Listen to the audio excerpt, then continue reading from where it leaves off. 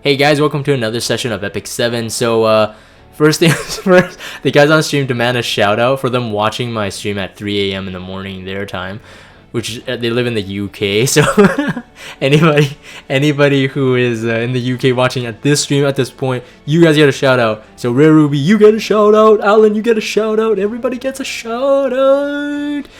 Alright, guys, anyways, enough silliness. So, last week we had Champion Zerato's like skills kind of like data mined with including the damage mods, and people were like, oh man, is he gonna be like the ML Araminta, Sage Baal and Cezanne, like the counter, is he the savior of the current meta? Now a lot of people were kind of like banking on that to be the case. Now after he is actually releasing this hero journal now, as you can see, I took a comparison at him versus someone that is similar to him, as in immune to certain debuffs, is able to transfer debuffs, and is a mage. And that hero, and you may have guessed this, is Gloomyrain. So Gloomyrain is I would say his competitor at the moment. While right off the bat, I'm gonna say that they're not 100% the same. But if anyone who's played the game for a while, you would kind of be like, hey, wait, doesn't he have something like Gloomyrain? The fact was that because he was a 4-star, and people didn't know what his awakening was, they didn't know what his base stats would be, so they kind of assumed, okay, he has the kit, it seems that he's gonna be a hard counter to this current Moonlight meta. Now, it's not exactly the case, and then we're gonna kind of go through this, and I'm gonna try to do my best on like theory crafting what I potentially see him built for. And to be honest, I'm actually having quite a big struggle on how, if I did pull him and if I did build him, like how would I actually use him? It's a big question for me. If I compare him 1-to-1 to Gloomyrain, I feel that like 90% of the kit of Gloomyrain beats ML Zerato. That's including imprints, including the skills, including the base stats.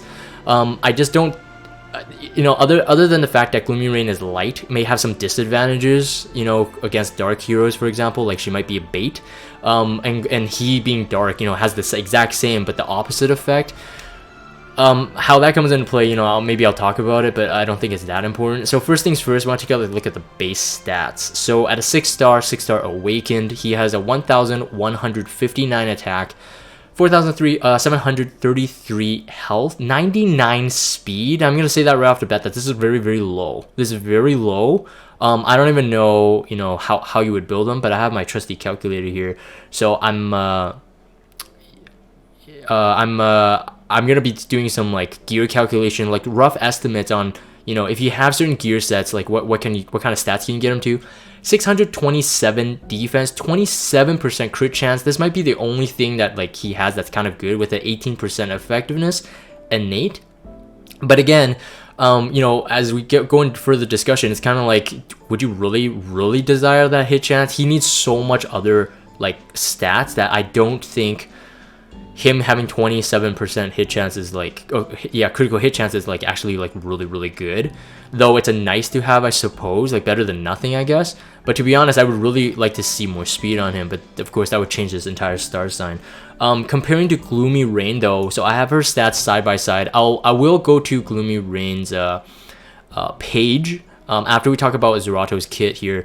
But just to compare side by side, as you guys have the stats open up in front of you right here, Gloomyrain's stats read like this. So attack is 1,199, health is at 4,491, speed is at 102, so it's only 3 speed more, not by much, but we'll talk about this, and it'll actually make quite a big difference. Defense is 113. So a bit lower defense. Critical hit chance is 23%, so only 4% lower than Zerato here, and no effectiveness on anything else. No additional stats to affect resistance, effectiveness, or critical hit damage, just like Zerato here, other than the effectiveness on Zerato. So comparing them side by side, Gloomyrain already has a stronger potential just because she has, one, a bit more speed.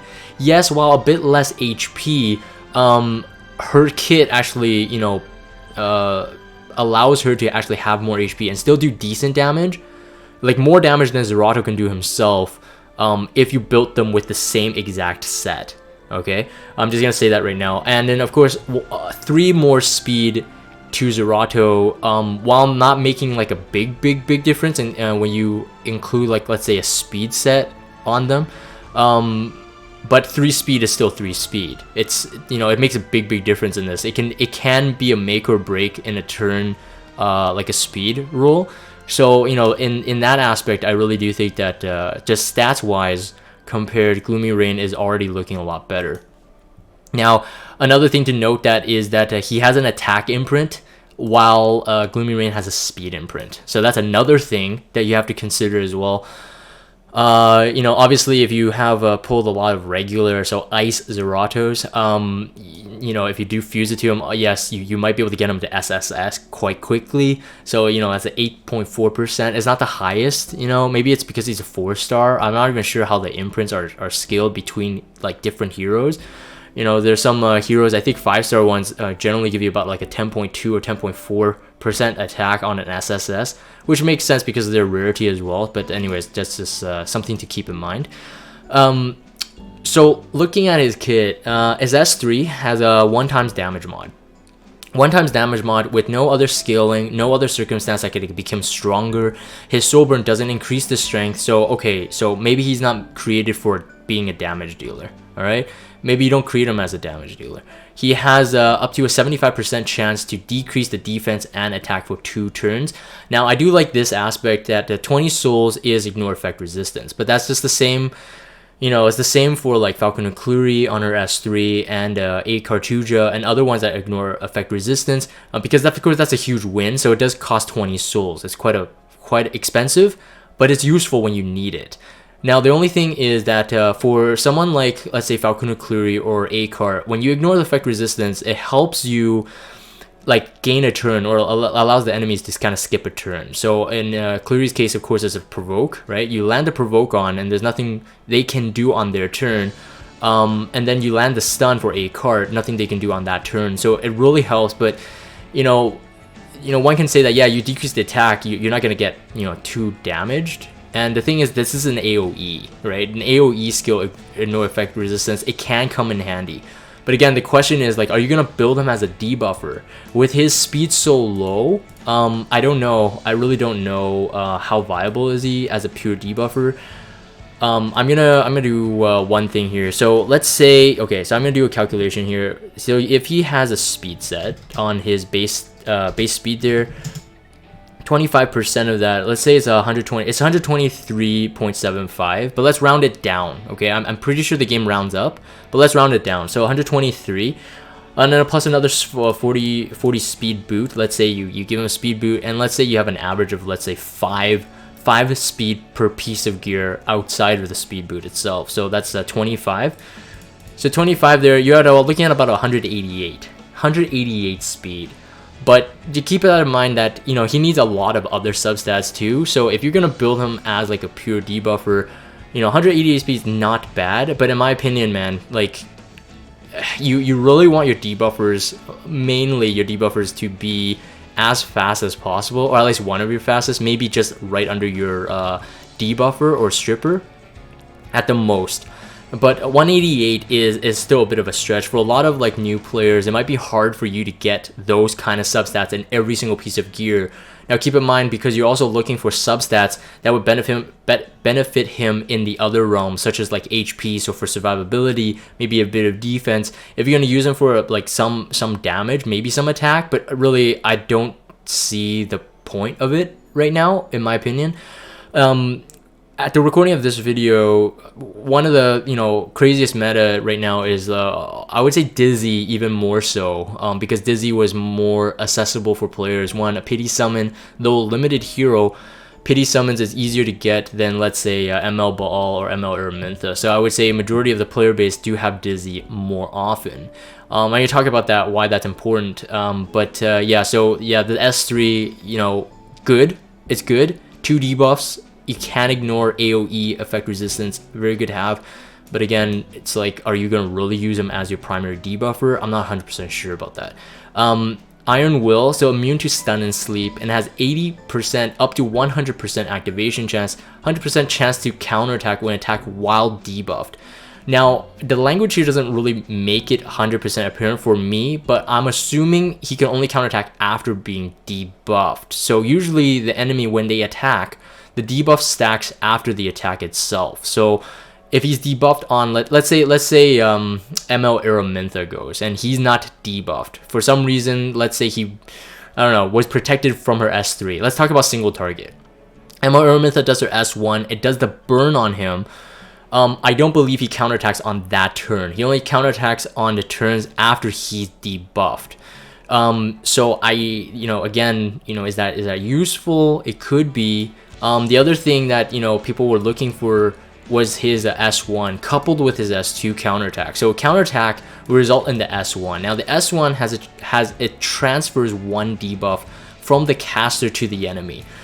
So he can't full cleanse himself like Gloomy can. So we're gonna take a look at Gloomyrain as well. But he can't do that. He's only immune to sleep and stun. That's only 2. Okay, so Gloomyrain has 3. And he doesn't dispel himself like Gloomyrain can. He can only transfer one debuff from caster to the enemy. So what I talked about the Dizzy being, like, I would say the primary scary hero, I suppose. Dizzy would maybe max transfer 3 debuffs. Let's say you do have Araminta on the Dizzy team. I don't think Champion Zerato 1 would be able to survive it, alright? But if he did survive it, and he counters when he's debuffed, I don't know if the transferring of the 1 debuff will still transfer over even if he's blind, alright? So from my understanding, most of the game's mechanics, when it has something to do with debuffing, dispelling, debuffing and dispelling, usually it does require you to actually make the hit. So for example, like Charles's S2, it has a dispel, but if you miss, you don't get the dispel. Like at all. It doesn't even enter the effect and effect resistance rule. So I'm wondering, and I'm pretty sure he won't transfer the debuff, is if he's blind and he misses. So if let's say A-Cart is on his dodge passive, his 100% dodge passive, he's already got a turn, like he wouldn't be able to transfer it onto him either way. If A-Cart attacked him and he countered, he won't be able to transfer at all. But then again, that's a bit of speculation whether if that mechanic is 100% the way I've described it, as in if you miss, you don't transfer it. And what does that even mean? Like if you transfer 1 debuff to the enemy, if you miss it, do you dispel your own? I don't know actually. Would you guys know on stream? I think he's the only one. Actually no. I'll take a look at Gloomy just a bit, but I'm not 100% sure. If you transfer the debuff, does the transfer need to land before you can actually dispel that debuff on yourself? Actually, yeah, it would have to. That language is the same as Basar, right? That language is the same as Basar. Basar has a 50% chance to transfer a debuff to an enemy.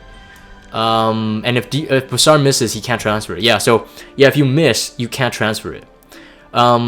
So it's he's very, to me right now, he's very underwhelming. I was asking the guys on stream before I even started the recording of this video, like, hey man, what kind of artifact would you put on him? I was thinking like maybe a Tisa Scepter to reset the cooldown for the S3 at the most, but I kind of defaulted to maybe him being used as like a Toggle Hall Ancient Book user. But in my opinion, his kit doesn't really lend himself well to a really good support role for him to survive. Alright, let's actually do some calculation for his HP as well. Alright, so let's say you build him because he counters, you might not need to build him for speed. Alright, so let's say you built him with a counter set. Alright, counter set and like really beefy stats. Alright, let's see what kind of results we can get here.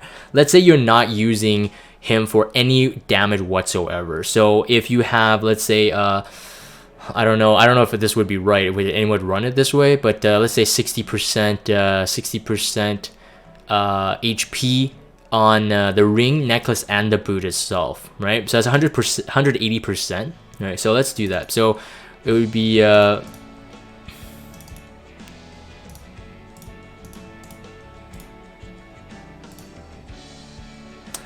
So looks like to be about 8,519 HP with those 3 on the right side here. And if you include, let's say, a T85 helmet, of course you get the 1,200. So let's say you get that. You get that in there, you're looking at a 9,719. And then let's say you get like a, I don't know, 20% HP on each man, that's really stretching it, man. That's really stretching it. I mean, even imagine this. If you put another 60%, he's still very, very squishy. And then just keep in mind that his defense is not super high. Like 650 base would be looking at an average, you know, if you don't like pump him up with like the most amount of defense, would pump him up to maybe like, I don't know, like 800, 900 defense. Looking about like Kitty Clarissa level defense right now. For a mage, I guess that's impressive, but I don't know. I really feel that he's a lot more underwhelming than everybody hyped him out to be. But that's just my honest opinion. Honestly, like if you guys are watching this later on YouTube, most mages have high defense, says Terra. Oh really? Oh, I see. I know that ML Baal and Dizzy have. I don't know about the other ones though. I never really like actually looked at them side by side. It's better just to stack HP and defense, you think? Sets, right? So don't even bother with the counter set. That could be. Hold on, let's see. If we make that change here, let's say you have 60 60 60 on the right side with 20 this is a bit of a stretch. 20 20 20 on the left side. Oh, what? It's better to stack defense HP against mages?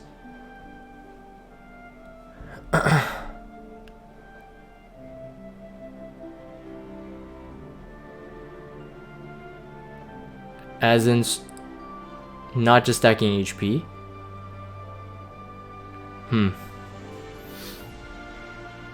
Combining HP and defense.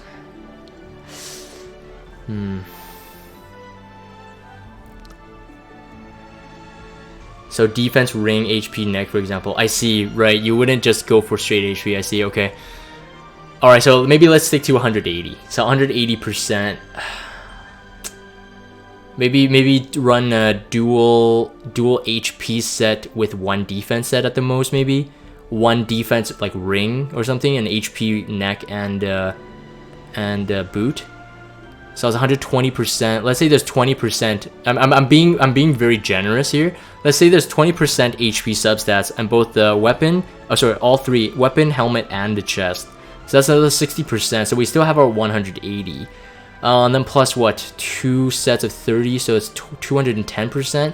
So if we go, let's say 4,733 times 210%, 9,939 plus a 1,200 flat stat helmet, 11,139 HP. So let's keep that for the HP there. I have that memorized in my calculator. For the defense, let's say if you go with a 60% defense ring, let's put that there, 60%, and then plus another defense is 20%, right? Defense set? Defense is 20%, not 15, right? I think it is. So it's 80% defense. So let's say 80% defense. 623. Let's give it 100%. Let's just pump it to 100%. Let's say you have some substats and stuff like that. Oh yeah, and chest has flat defense. Oh yeah, thanks. How can I forget? 627 times, let's say 100%. All right, 100%. Of course, that would equal 1,240 something, 50 something, plus another 100. Okay, the defense part could be what saves him, to be honest. That's actually quite a bit of high percentage for the defense. And then if you run some speed, I think it would still be beneficial. I mean, speed, you can't go wrong with someone with speed. And the thing is, only in the substats though. So you're going to be, you know, limited on the speed. You might be looking at a max of what, 140 speed?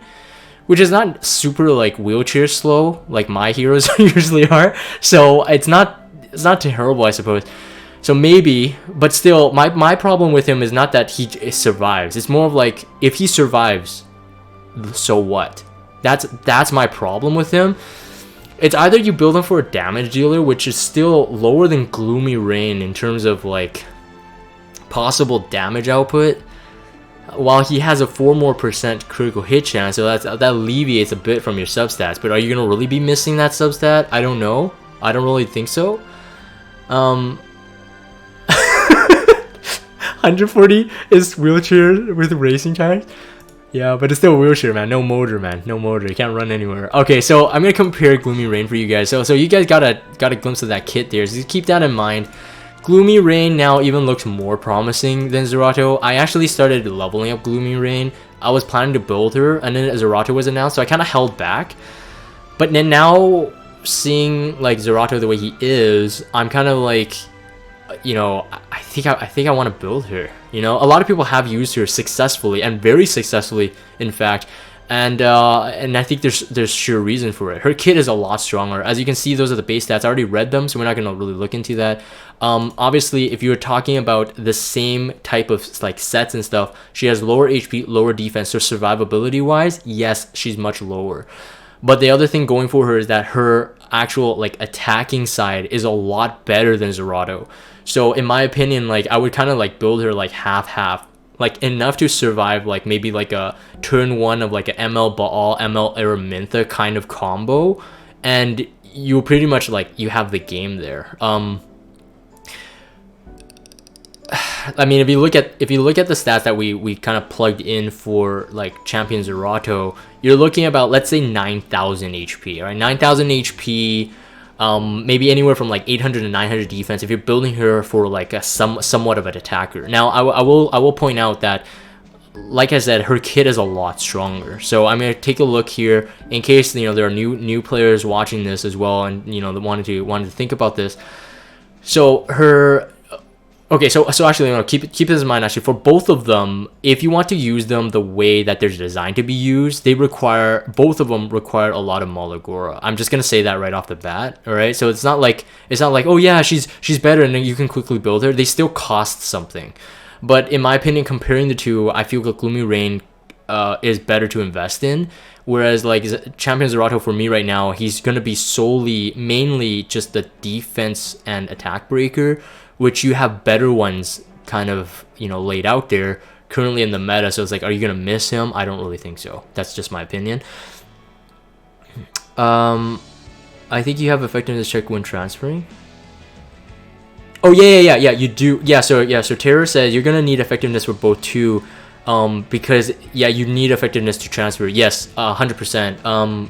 I totally forgot about that. Yes, Bazaar needs effectiveness to do it. So therefore, if the language is highlighted in that big bold white there, transfer, it is a mechanic that requires effectiveness versus effect resistance. So if they resist it, you actually can't transfer it over. Again, that makes me curious. But as you know, in Gloomyrain's case, it wouldn't really matter. Generally, you would transfer the debuffs on someone who most likely is a DPS hero anyway. Because whatever debuffs they put on you, it doesn't matter who puts the debuffs. If you put it onto a DPS on the other team, it pretty much handicaps them, right? So yeah, Terra is right. You need effectiveness. That's where Champion Zerato does have somewhat of a benefit. He already has 18% in his kit, whereas Gloomyrain starts off with 0. But if you are running against most DPS heroes and you're running her, most likely, you know, let's say ML Araminta, ML Baal, Dizzy, they're on the same team, and you're gonna run Gloomyrain. Most likely you're gonna transfer it onto ML Araminta, because Dizzy and ML Baal already have really high innate effect resistance.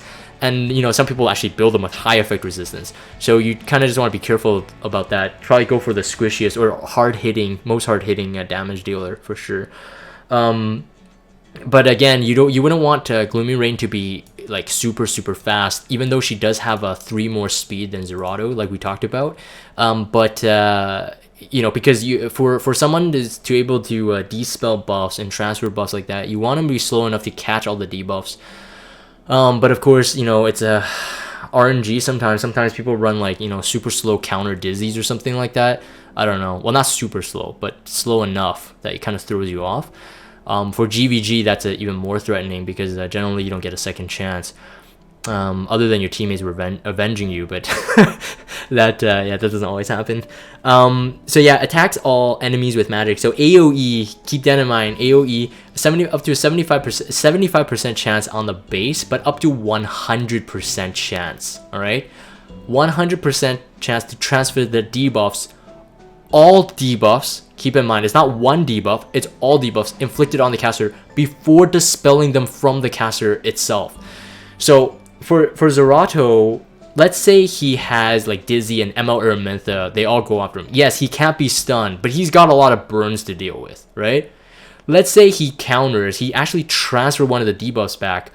He might have like two burns on him. He's still gonna burn to death. Whereas Gloomyrain is able to dispel from herself completely, so she's unharmed after the turn she gets burned. So she gets burned once, all right? She gets burned once. So she has to actually use the skill before she removes it. But still, if you have her around, let's say you have like C Armin. Oh, actually no, C Armin doesn't really matter in that case. But let's say you have like an Aureus holder there, is able to tank a bit of that burn damage as well. So keep that in mind. And obviously, you know, if you had like Crow, let's say Crow in the mix, or someone with a defense buff, let's say Luluka, which is a new hero that entered the pool lately.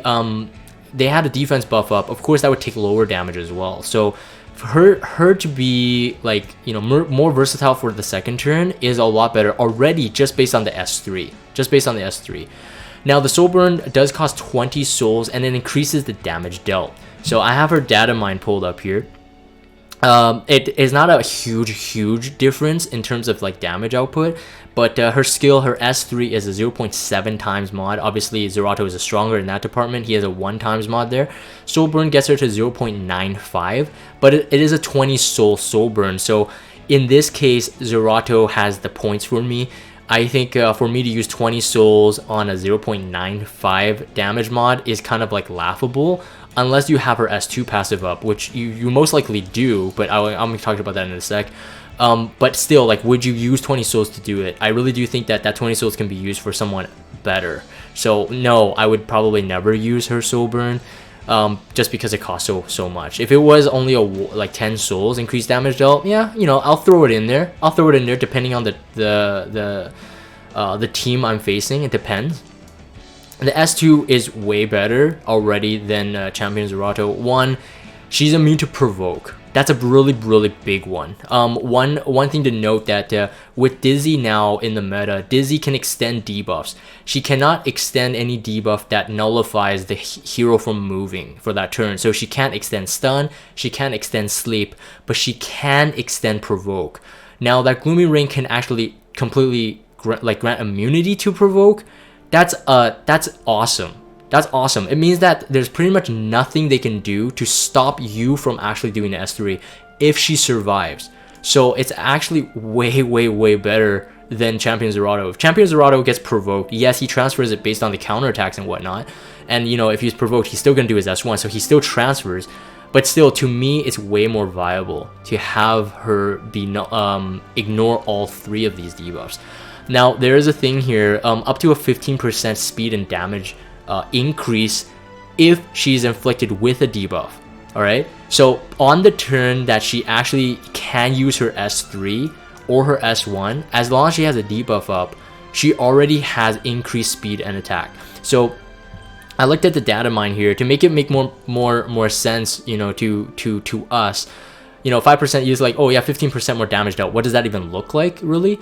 So according to the data mine, at least the attack up is up to a 40% attack up with max Malagora. Now I don't know what that even like actually means. Like, I think it's 25% attack up on the base already, even though it doesn't say that. All right, it doesn't say that there. It says it increases speed and attack if inflicted with debuff. On the base without Malagora, it's a 25% attack buff, 10% speed up, and then if you max it to, you know, that plus 15, you get a 40% attack up and also a 30% speed up. It's really good. It's really good if the data mine is exactly correct. What?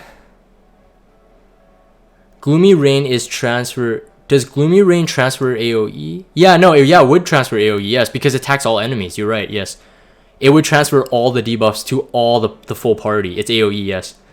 It's so so it's just so much better already. I can't even you know, I don't even know why I've held off.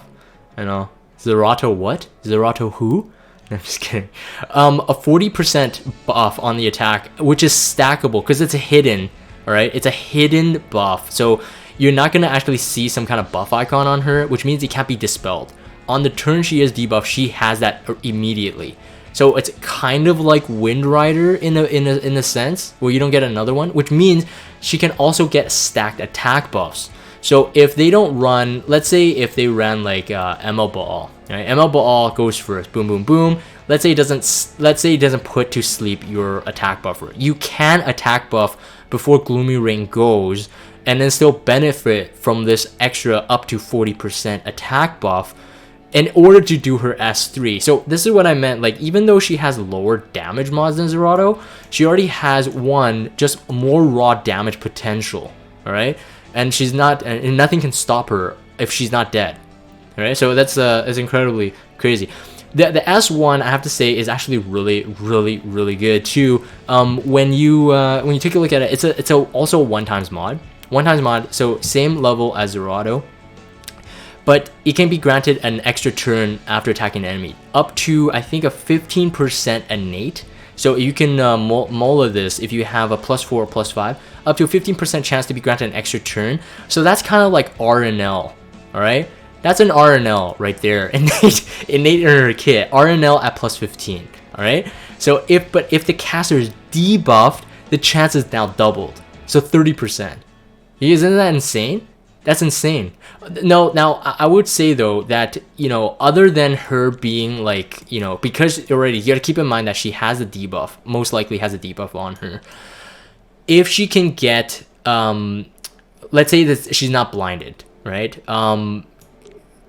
I don't know exactly how you use it. Let's say, I don't know, let's say it's a defense break. Let's say it's a defense break on her on another turn, and she already used her S3 on a previous turn. Let's say defense break. She's already getting the 40% extra attack buff, potentially with an outside attack buffer, so that's 50%.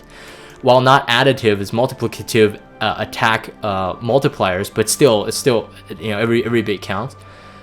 If you do the S1, and you're debuffed, let's say with that defense break, you're gonna do a lot of damage. One-times mod, already the same as Zerato, like I said, but you also have a chance to do a two-turn attack.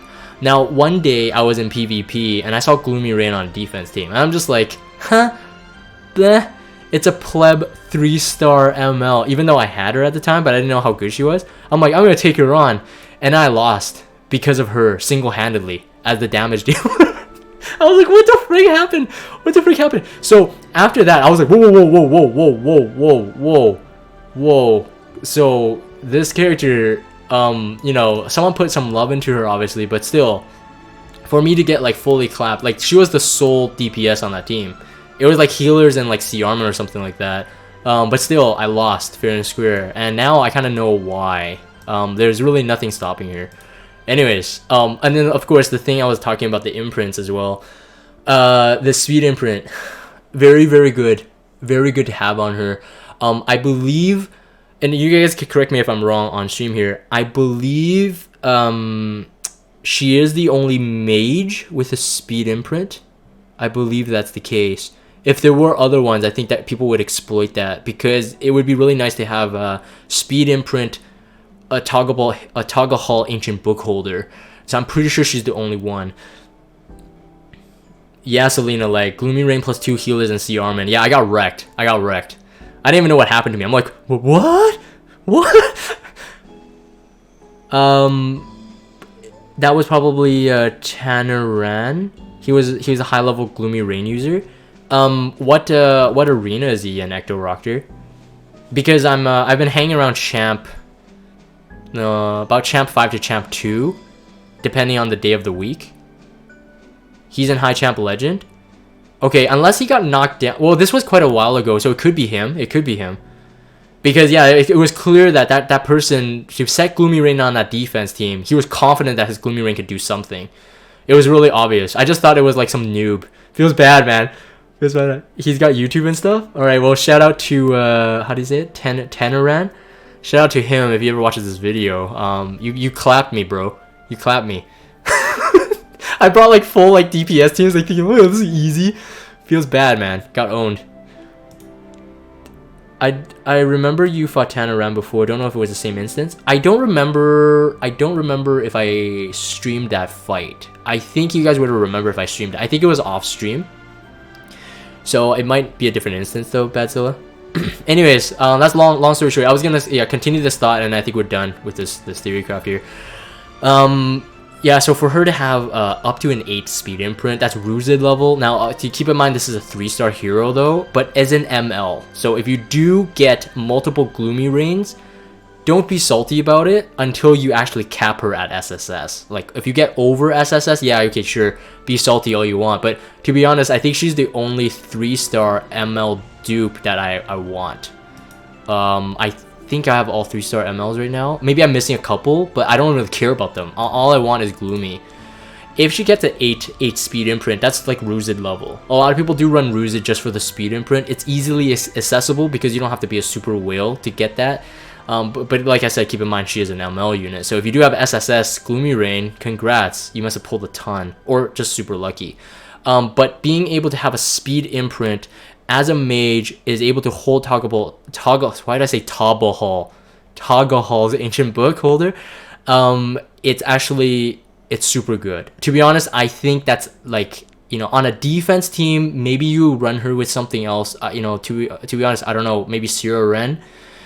I don't know. Would you run Abysmal Crown? You could run Abysmal Crown. It's the worst version of Abyssal Crown. You could run Abyssal Crown on her, and I think it would still work. And the reason is because, you know, she would never be able to transfer a stun because she can't be stunned.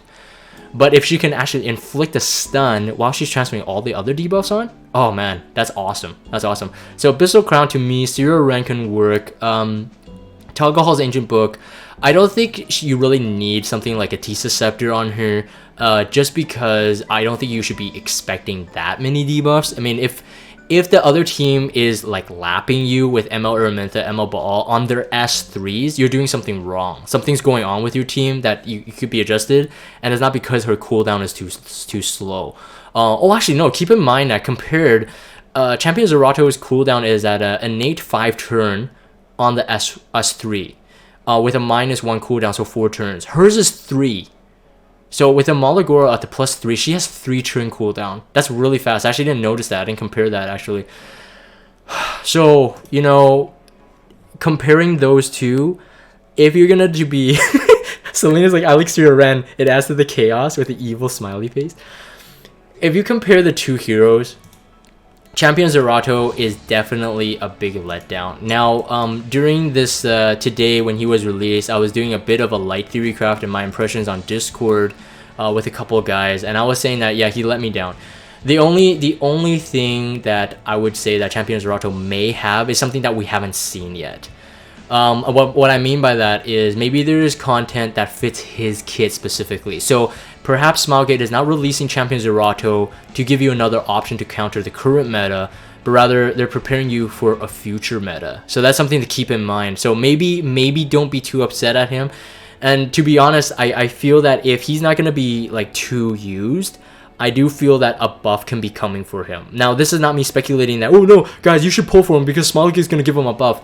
We should never assume that, but for sure keep that in mind, because how I'm seeing him, he's actually a very, very weak, very lackluster hero. Wasn't there that monster? I should show it. Wasn't there that monster that Tara showed me? This 2-star monster that was, I think he's a human type, that is able to transfer debuffs. And now I don't think he's pullable. Apparently he's like in a boss fight or something, and he already has a better kit than Champion Zerato. So attacks the enemy with a powerful punch, dispelling all buffs. All right, and triggers dual attack when ally. Okay, so it's different. It's different. It's not the same. I mixed it up. Attacks all enemies with a wave of force. 50% chance to stun for 1 turn, decreasing combat readiness to stun the enemy by 30%. GG, man. And he's like, I think he's the only monster to have a passive, which means that equals to 3 skills. Like other monsters have passives, but only 2 skills. Grants stackable increased attack and defense to caster after suffering critical hit. GG, man. GG. I wish he's a pullable hero. To be honest, I wish he was a pullable hero. Give me a Radiant Elite Pyro over Champion Zerato, please. All right. Anyways, that was a very long video. Hopefully, you know, that has been helpful. Anyways, I don't know. It depends. People might be really smart and build him in a way that I haven't really thought about. But this is a really early theory crafting video, so I just wanted to put this out there. Just to say that all that hype was kind of for nothing. He's not our savior after all for the current meta, but potentially he could be used for future meta that would fit his kit perfectly, right? So I'm gonna check up on the stream chat here really quick, and I will end this video. See here, everyone pull him and never use him. Let's get 0% user rate for that buff. Yeah, true. Everyone pull him, don't use him, and then Smilegate would detect that. Hey, no one's using him. All right, time to buff him. Time to balance him. Hey man, I shouldn't actually record this on the video, man. They'll know. They'll be onto us. I don't know, man. Call the video a rainy day for Zerato. Rainy day because of Gloomyrain. Ooh, Martin, man. What?